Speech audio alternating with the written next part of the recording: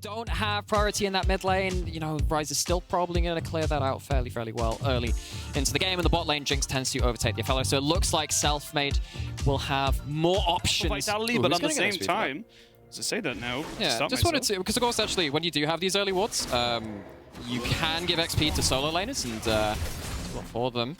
Seems like actually it's going to be the right... Okay, we're fighting heavy here. I mean, Labrov is just trying to slow down Zanzarah as much as he possibly can, just so he can't get the reset in. You fall behind, though. You're going to go into the Devour. It's going to be a huge shield coming out. You're going to be falling behind. Speaking about early advantages, Vitality looking topside for theirs. Yeah, well, WhiteKnight recognizes now he's probably been a little bit too far forward. He's just going to try and deny the assist and actually pushes himself a little far forward. The minions in the turret will do enough. Does waste his flash. I feel like he thought he could have gotten away. Make playoffs, let alone get far in playoffs. This was a team that was constructed out of the best parts that Europe has access to. Now to stop myself now, as we can see the Carzzy in a lot of trouble, is going to get knocked up, is going to get stunned over the side, but Zanzarah follows him over, and that is another kill going over to, sorry, the first kill for Astralis. And that was Herald time. Look out for the next couple of waves, see what's happening with these supports pushing out and roaming. Labrov working his way up the rift. Maybe potentially looking to get... Oh, he's popped that. Of course, he knows he's on the weak side of that point because they've committed so many members towards that bot side. Zanzarah now going to be spotted out on vision. He's going to get rooted on those traps. I mean, he's going to have to try and go for something here because he knows he's very much caught between a rock and a hard place. Double knock up with the Desolate Dive. And that's going to be a trade of kill. The Jinx does fall. promisq gets himself over the wall. Labrov can't actually get the tongue lash just there. He did. That's going to be the crescendo to try and keep them away. They're grabbing him as well. They're doing nicely. They eventually get Perkz' flash out of him, and it ends up being a 2-for-1 trade in favor of Vitality. It's an overstep around that red buff. You don't have to commit to it. Going to take themselves some plates instead. In trade for a splitting of the early dragons. It's going to be that Mountain Rift. Tier 1, so Astralis still getting a decent trade out of it despite losing their top laner, as Rifty has been summoned up to the top side. I was about to say, you know, you want to go towards that Herald to maybe secure a first turret, get yourself a few more plates on the table, open up a crockery store for yourself, but it's the first tower over to the Aphelios, who has 1,000 gold lead at this point. There might be a second charge in topside, but look at these weapons. Chakrams galore. Kobbe going to shred this turret. Yeah, and with the added Demacian standard, means he gets a little bit of extra attack speed, and they should be able to take themselves to tier 2. So the advantage you get with taking away the Rift Herald is basically just nullified and mitigated. In fact, anything in their own hands, they lose. Of course, it comes down to that game against Mad. Later into the day, we have yet again side lanes split, but Vitality choosing to commit on this one. I don't know. They know exactly where Dajor and promisq is. This could be a massive shadow surge. We're going to have a full 5v5. Here we go. 3-man knock-up onto the backside. It's a fight on two fronts. It's a 3v2 and a 3v2. Kobbe gets Selfmade, and this is Astralis just playing keep away right now. They have still yet to commit Dajor as they trade back the jungler for the support. Kobbe, though, very low. If he gets caught out, he will die. It's going to be Labrov and Alphari leading the charge. The Vanguard here. Tongue Lash will not land. And they all try and back themselves away. Kobbe, though, still feeling like he needs to be protected, will have to flash away from the oncoming Super Mega Det Rocket. And serious credit to a couple of people on having real discipline. Labrov not using that ultimate of the Devour. And on the similar side, Dajor actually choosing not to commit. Was there on the flank with promisq. promisq went in as a bit of a rearguard action, but I could have gone... This top side gets some more gold into this composition. Yeah, so...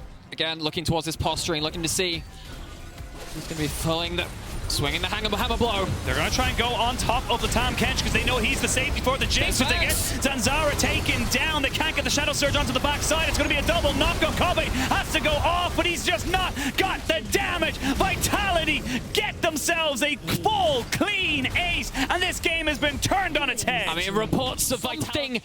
But it wasn't, of course, Carzzy caught up. The Devour wasn't used to save the Jinx, it used to save the jungler. Things went from bad to worse from there. I mean, this is just such a...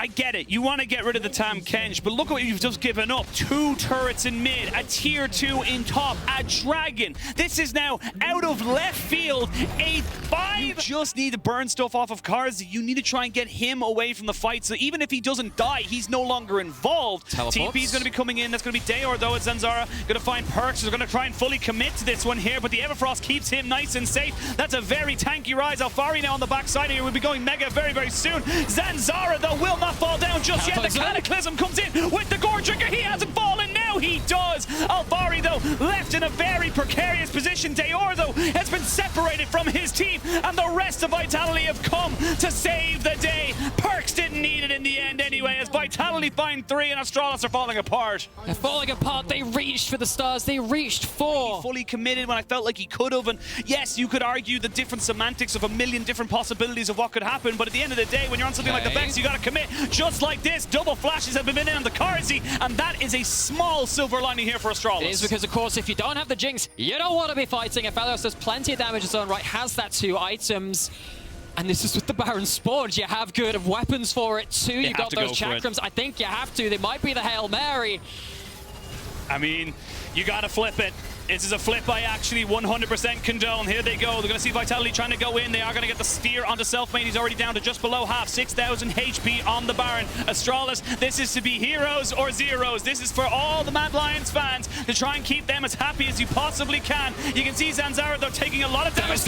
He gets caught out, and they're going to be able to take him out. Yes, they do. They get the jungler, but the fight can now happen for Vitality. That's a massive Gnar ultimate, and Perkz with this machine gun rides just blows them apart. It's a flip, and it lands tails. It lands firmly on it, and Vitality, they will take the ball, which has been tossed right over to their side of the court. They're going to be the ones on the objective. They're going to find themselves a Baron, find themselves an even larger gold lead. And I mean, I like where it is. It's just in you in a ditch. It's just you in a ditch. It's just you in a ditch. There is no last ditch. There's just you dead in it. But now he's separated from his team as they kind of try and go for this. You can see now it's actually mid laners in a 1v1 as we got a 4v4 underneath this turret. You still got Charles, the Baron up cannon minion, putting in work and damage and making sure that they keep that backdoor bonus away. This is the thing, you know, Dale does collect the wave, but there is a hull breaker on the Gnar that's still going to buff up that cannon minion, and that's enough to break open the base. Astralis try and problem solve their way out, don't get themselves the higher road. Might caught someone in rotation, but they're not even able to commit to this. I mean, it's so hard. This is why Xin Zhao is so powerful. You have to try and commit so much to kill him off. Cataclysm does not quite hit its mark, and Zanzarah, he's going off to Zanzibar and holidays. You feel this is not going to be where he's going to be able to make his final stand, and now with super minions teaming into that mid lane, the buff will turn off very, very shortly, but not enough for Astralis to make a stand. Oh, it's not enough to make a stand, and they just lost the Alistar ult for I can't imagine what reason there. Maybe trying to predict something, but either way, that's the Alistar ult down. You don't have your remaining frontliner. You don't have Snowball's chance in this base.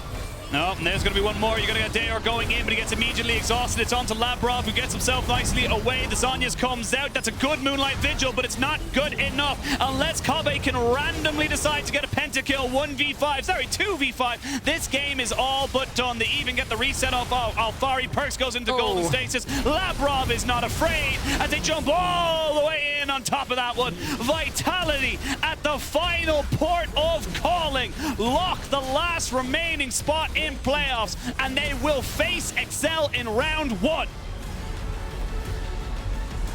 That question mark at the end of Super Team, it's still a little bit there, but they still have a chance to contest that. Again, said it yesterday for a couple of teams. They keep themselves in the question. Sadly, that of course means Mad Lions now locked out, but Vitality is still alive.